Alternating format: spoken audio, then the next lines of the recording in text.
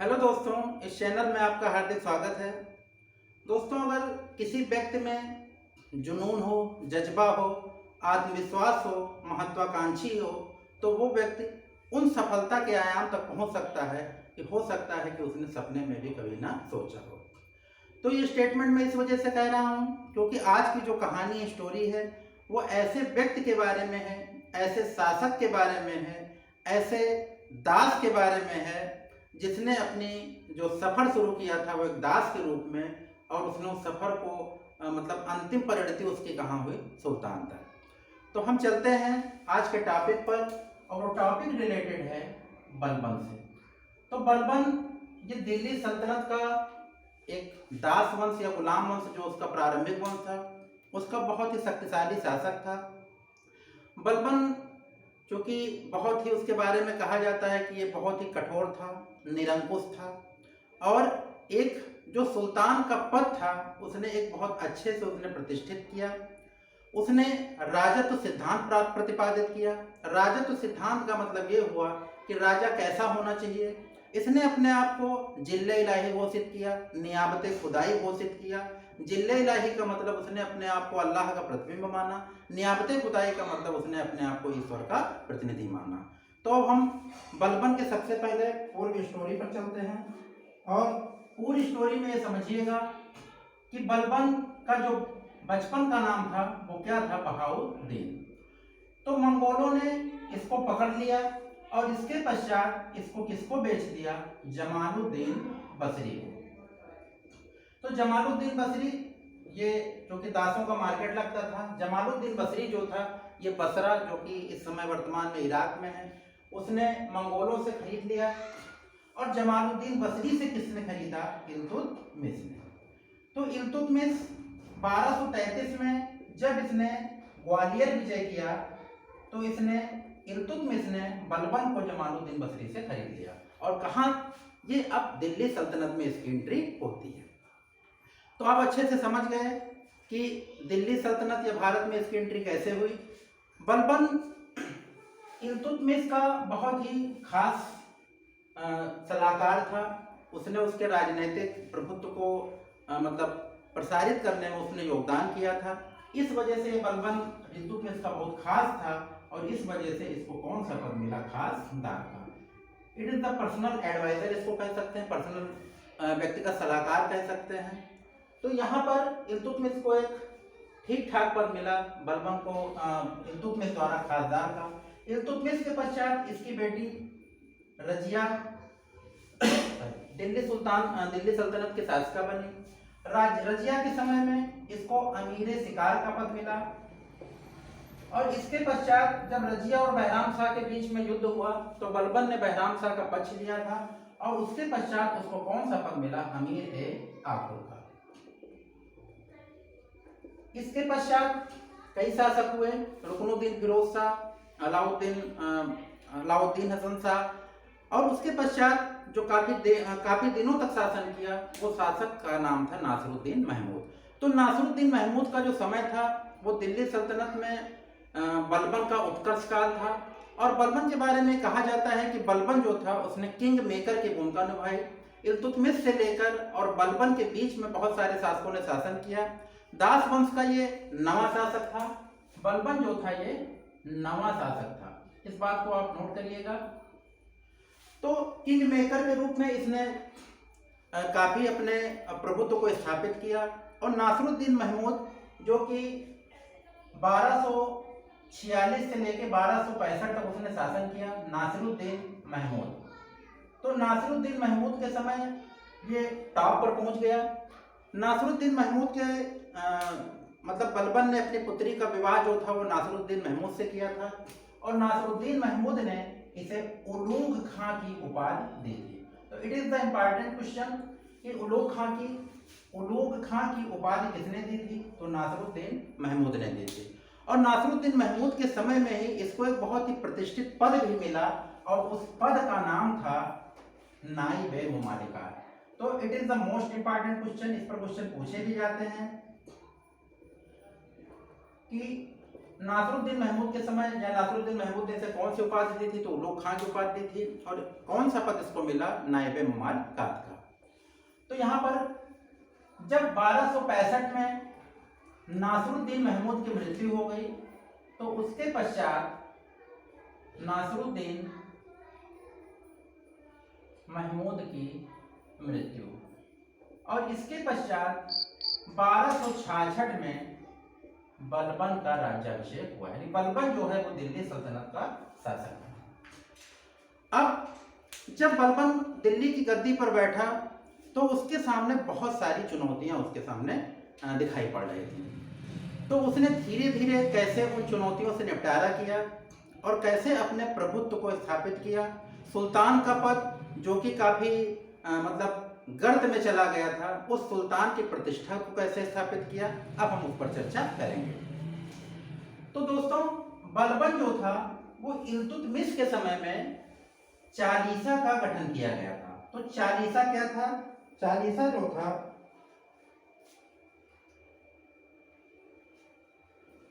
चालीसा क्या था? तुर्कान ए चिहालगानी।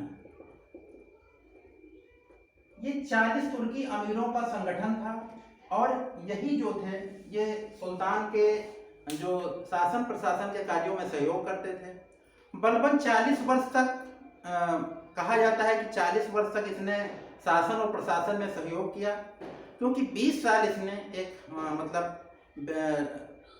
वजीर के रूप में और 20 साल इसने सुल्तान के रूप में कार्य किया। तो यहाँ पे आपको समझिएगा कि बलबन जो कि खुद चालीसा का सदस्य रह चुका था और वो जानता था कि अगर ये चालीसा एक्टिव रहे तो हो सकता है कि हमारे लिए प्रॉब्लम क्रिएट कर दें। तो उसने सोचा कि न रहेगी बांस और न बजेगी बांसुरी। तो उसने क्या किया? चालीसा में जो 40 तुर्की अमीरों का समूह था उसने इनको क्या कर दिया? मरवा डाला और चालीसा का इसने पूर्ण रूप से दमन इसने कर दिया। क्लियर?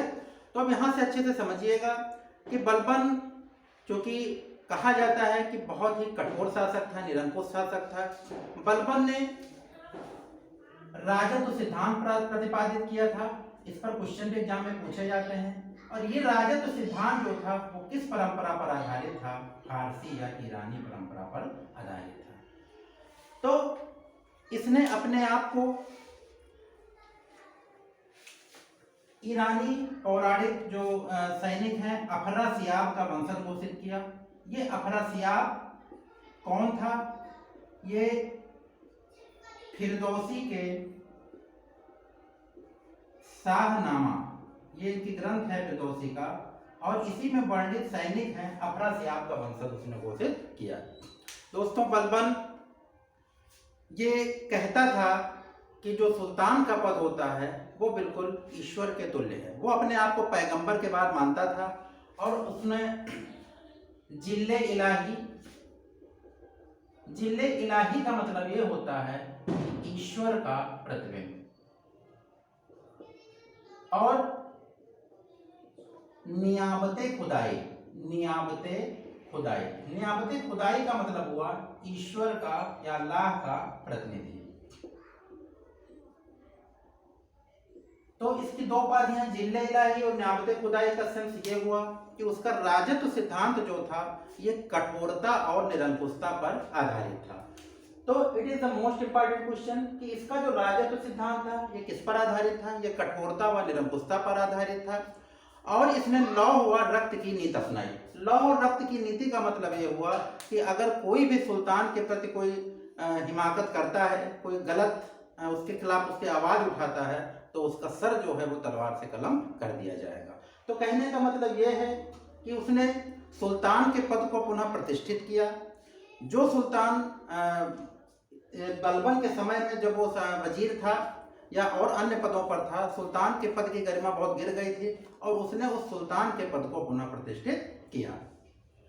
तो अब आप समझिएगा कि कौन कौन सी चुनौतियां थी बलबन के समय में। तो बलबन जब शासक बना तो सबसे बड़ी बात यह है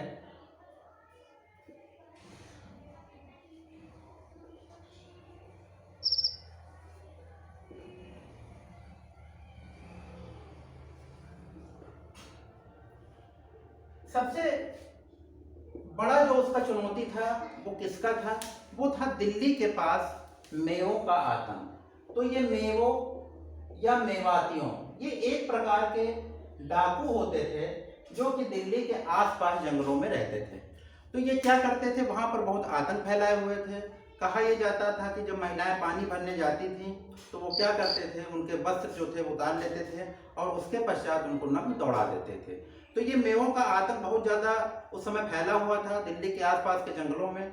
तो बलबन ने क्या किया, उन जंगलों को साफ करवा दिया और वहाँ से मेवों पर उसने क्या किया, उसने ऑपरेशन स्टार्ट किया और मेवातियों को उसने पराजित कर दिया। क्लियर? दूसरी बात, ये आपका उत्तर पश्चिम सीमांत प्रांत है। उत्तर पश्चिम सीमांत प्रांत में मंगोलों का आक्रमण हो रहा था।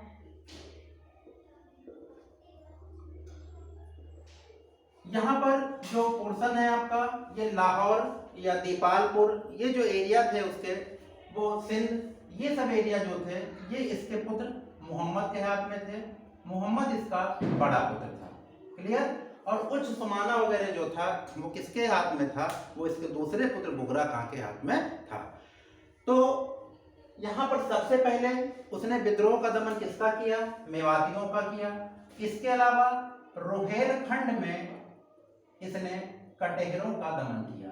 तो it is the most important कि इसके दो प्रमुख विद्रोह थे, मतलब दो प्रमुख उसने विद्रोहियों को शांत किया। एक तो मेवातियों को जो कि दिल्ली के आसपास थे, और दूसरा रोहेलखंड जो कि आपके बरेली साइड के क्षेत्र थे, वो क्या थे, कटेहरों का उसने दमन किया। दूसरी बात, अब यहाँ पर आप समझिएगा, ये आपका बंगाल है और बंगाल में चूंकि इल्तुत के समय में भी तातार खां वगैरह का नाम आपको दिखाई पड़ेगा। उन लोगों ने स्वतंत्र सत्ता से स्थापित कर ली थी। बलबन के समय में तुगरिल खां ने विद्रोह कर दिया और उसने अपने आप को स्वतंत्र शासक घोषित कर दिया। तो बलबन को कहाँ चैन आने वाला, क्योंकि बलबन जो था वो इतना मतलब जिद्दी स्वभाव का था। उसको किसी का विद्रोह, मतलब उसको अगर लगता था तो उसकी जो नाड़ियां थी वो क्रोध से उत्तेजित हो जाती थी। तो तुगरिल खां को विद्रोह को दबाने के लिए उसने अवध के इक़्तिदार अमीन खां को भेजा। अमीन खां को तुगरिल खां का विद्रोह का दमन करने के लिए भेजा, लेकिन अमीन खां जो था वो तुगरिल खां से हार गया।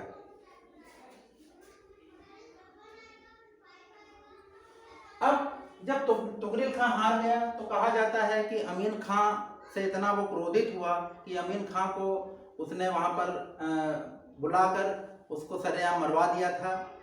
और बलबन खुद गया तुगरिल खां को उसको जवाब देने के लिए, उसको विद्रोह को दबाने के लिए। तो जब बलबन वहां पर पहुंचा तो उसकी सेना देख के तुगरिल खां बहुत ही मतलब परेशान हो गया, बहुत ही घबरा गया और उसी के साथ का एक सैनिक था, उसने तुगरिल खां को मार डाला। तो तुगरिल खां के बारे में कहा जाता है कि जब बलबन ने तुगरिल खां का दमन किया, उसके पश्चात तुगरिल खां और उसके सैनिकों को मतलब कई मीलों तक लंबी तख्त लगवाकर और उसको क्या किया, उसने कील जड़वा दिया उस पर। तो ये बहुत ही खौफनाक मंजर था, लोगों का मतलब इतना ज़्यादा डर समा गया।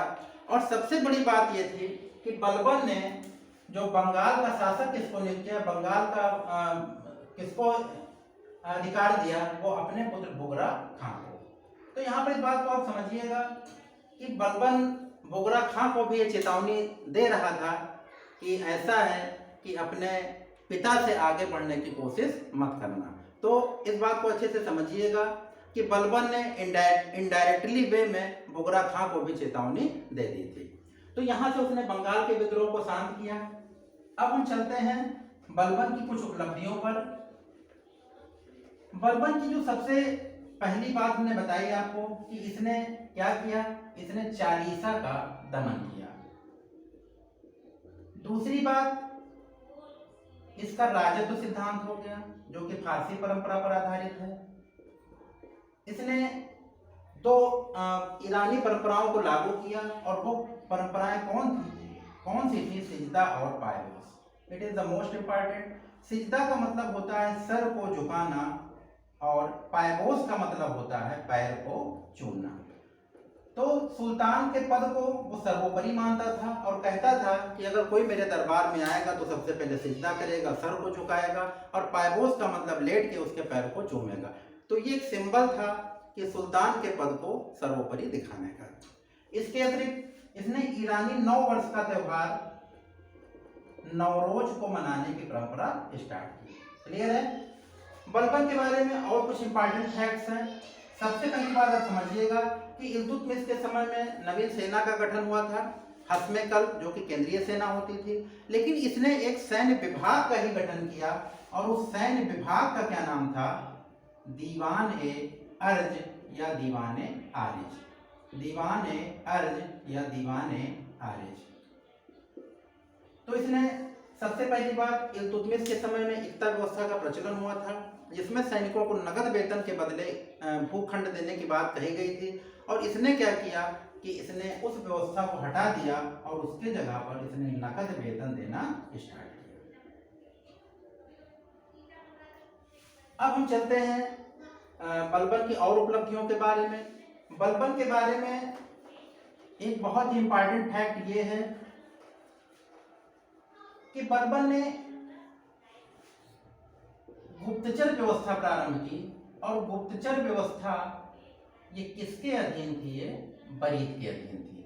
तो गुप्तचर व्यवस्था का मतलब उसका मेन उद्देश्य क्या था कि वो ये जानना चाहता था कि कहीं ऐसा तो नहीं है कि सुल्तान या मेरे खिलाफ कहीं कोई विद्रोह आंतरिक रूप से तो नहीं हो रहा है। तो इसके लिए उसने गुप्तचरों की व्यवस्था की ताकि उसको जो इंफॉर्मेशन है, सूचनाएं हैं, वो टाइम टाइम से मिला करें। और इसका जो हेड होता था उसको क्या कहते थे? बरीद ए मुमालिक। इसके अतिरिक्त इसने दिल्ली के चारों तरफ क्या किया? इसने किलेबंदी करवा दी और किलेबंदी करवाने का इसको जो मोटो था वो क्या था? मंगोल आक्रमण से सुरक्षा।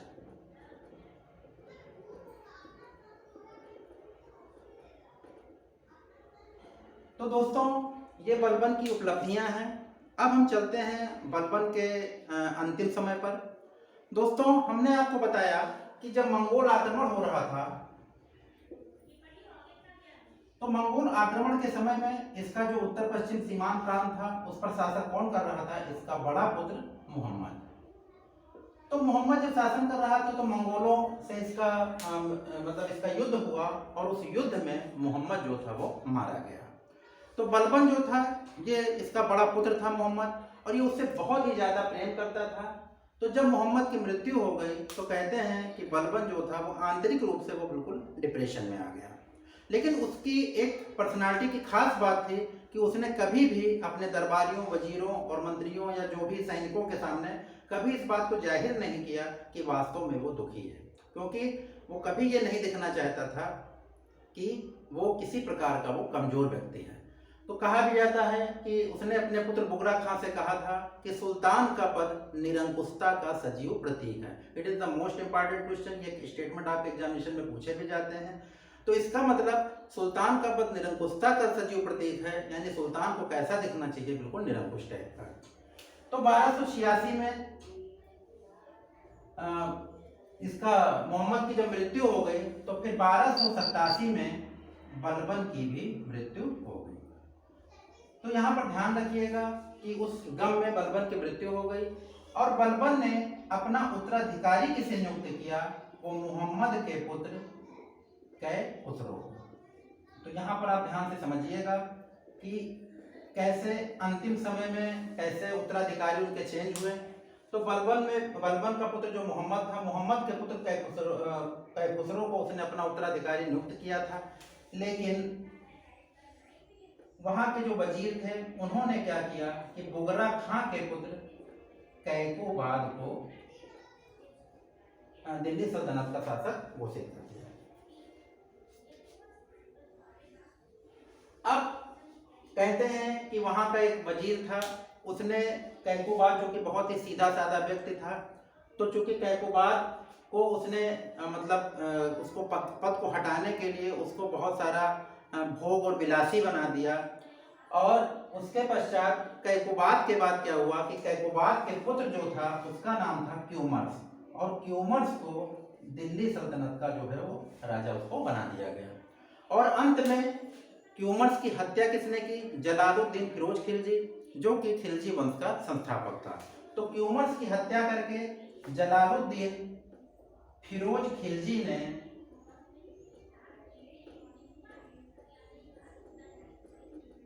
दास वंश को समाप्त कर दिया और एक नए वंश की नींव डाली, और उस वंश का नाम था खिलजी वंश। तो दोस्तों, आशा है कि आपको ये लेक्चर अच्छे से समझ में आएगा। अगर आपको ये लेक्चर पसंद आए तो वीडियो को लाइक करें और चैनल को सब्सक्राइब और शेयर करें। Thank you.